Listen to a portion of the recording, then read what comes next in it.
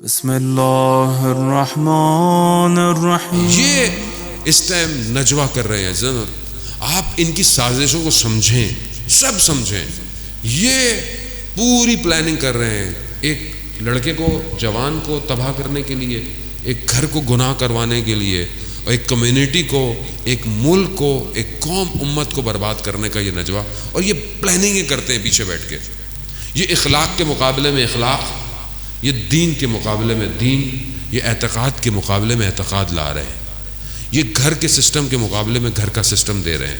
یہ جو آج ہمارے ٹی وی چینلوں پر بے حیائی، برائی، نامحرم تعلقات، یہ شیطان کا نجوہ ہے. یاد رکھیے، یہ لا رہا ہے اسلامی گھر کے مقابلے میں شیطانی گھر. یہ نجوہ کر رہا ہے. ہمیں سمجھ میں نہیں آ رہا ہمارے ساتھ ہو کیا رہا ہے، کیونکہ ہم لوگ تو نارمل ہیں، ہمیں ویسے بھی کوئی بتاتا تو بھی نہیں ہے کوئی ایسی چیزیں. ہو نجوہ ہے. عزیزان محترم، میں آپ کی خدمت میں جو بیان کر رہا ہوں یہ میرا ایکسٹریکٹ کیا ہوا نہیں ہے. یہ بہت بڑے بڑے اساتید کی محنت ہے کہ جو میں آپ کی خدمت میں ٹوٹا پھوٹا ترجمہ کر رہا ہوں.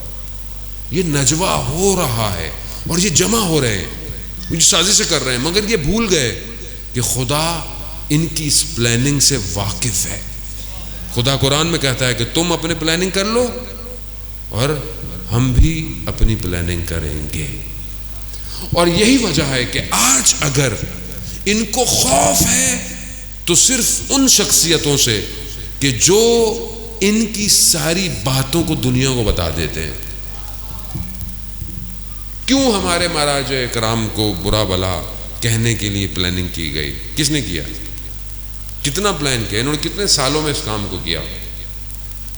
یہ انقلاب کے بعد اس نتیجے پہ پہنچے کہ یہ جو انقلاب تھا یہ نہ بلیک کا تھا نہ فرینچ تھا. انہوں نے اسٹڈی کیا ہے. انہوں نے کہا یہ جو انقلاب ہے نا یہ تشیع کا انقلاب ہے. اور کہا کہ یہ تشیع جو ان کا بہت بڑا اسٹریٹجیکل پلانر ہے وہ جاپنیز، اس نے جو کانفرنس تھی انقلاب کے بعد اس نے بتایا شیعہ کہتے کسے ہیں. کہا کہ شیعہ ایک پرندے کی مانند ہے. شیعہ ایک پرندہ ہے جس کے دو پر ہیں، ایک سرخ رنگ کا، ایک سبز رنگ کا. سرخ رنگ کا پر حسینیت کا، شہادت کا پر ہے. کہا جتنا ان کو مارو یہ اور پرواز پکڑتے ہیں. کہا دوسرا پر سبز رنگ کا، یعنی امید کا، انتظار کا، یہ کسی ایک کا انتظار کر رہے ہیں. کہا اب یہ دو پر ایسے ہیں کہ جو ان کو روک نہیں سکتا، یہ اتنی تیزی سے پرواز کر رہے ہیں. کہا کہ اگر ان کو روکنا ہے تو ان کے دو پروں کو خراب کرنا پڑے گا. کیسے؟ کہا ان کی حسینیت کو، ان کی عزاداری کو خراب کرو، یہ ان کی رفتار کو روکے گا. کہا ان کی امید جو فلسفہ انتظار ہے اس کے معنی تبدیل کرو. یعنی کیا؟ یعنی ہم نے کچھ نہیں کرنا، امام خود آئیں گے. ہمیں کچھ نہیں کرنا، امام آئیں گے. فلسفہ انتظار تبدیل کرو. انہوں نے محنت کی، کئی سال لگائے. کیا کیا؟ آج اس کا نتیجہ ہمارے سامنے. ان کی عزاداری کو خراب کرو. یعنی کیا؟ عزاداری کو ختم نہیں کرو، خراب کرو. کیسے خراب کرو؟ یہ امام حسین کے نام پہ جمع ہوتے ہیں، یہ امام علی سے محبت کرتے ہیں، انہی ناموں کی وجہ سے انہیں ٹکڑوں میں بانٹو. مشکل بات ہے، مجھے پتا ہے، اس کو ہضم کرنا اتنا آسان نہیں ہے، لیکن یہ حقیقت ہے. حضرت علی علیہ الصلوۃ والسلام کے نام پر ہمیں ٹکڑے تقسیم کیا گیا. کیا کہا؟ یہ تو مقصر ہے، یہ تو مولائی ہے. کیا کیا ہے؟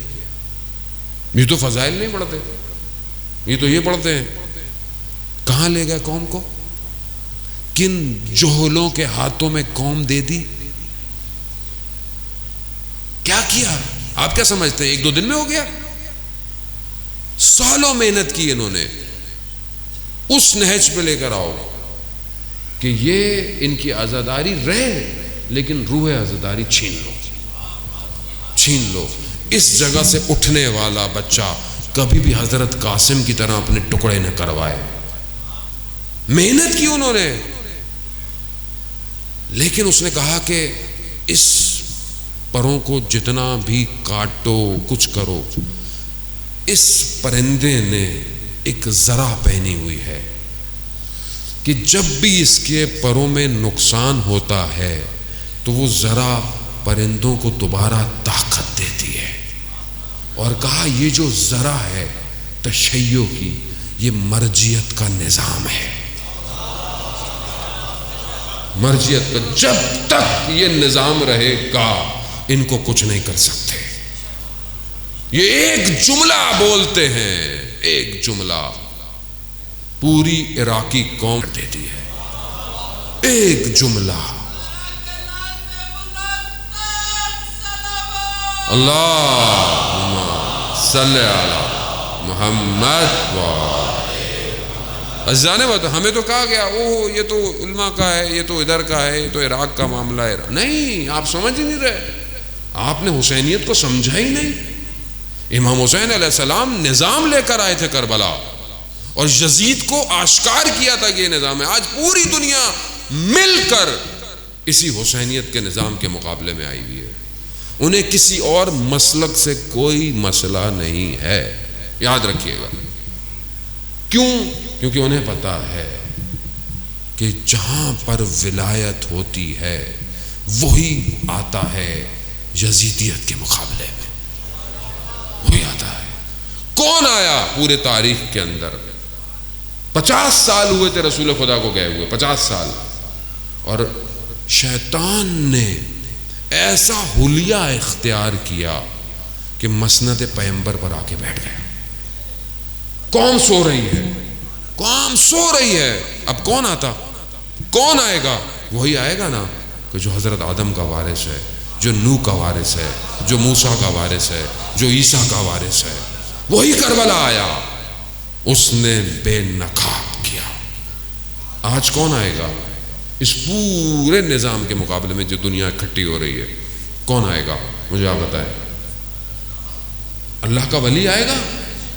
یوسف زہرا آئے گا؟ حسین کا فرزند آئے گا؟ دعائے ندوہ میں کیا پڑھتے ہیں؟ اینا بے دم مقتول بے کربلا. کہاں ہے جو کربلا کا بدلہ لے گا؟ کہاں ہے وہ جو طہا کا بیٹا، یاسین کا بیٹا؟ کہاں ہے وہ جو نبا العظیم کا بیٹا؟ کہاں ہے وہ جو فتنوں کو اکھاڑ پھینکے گا؟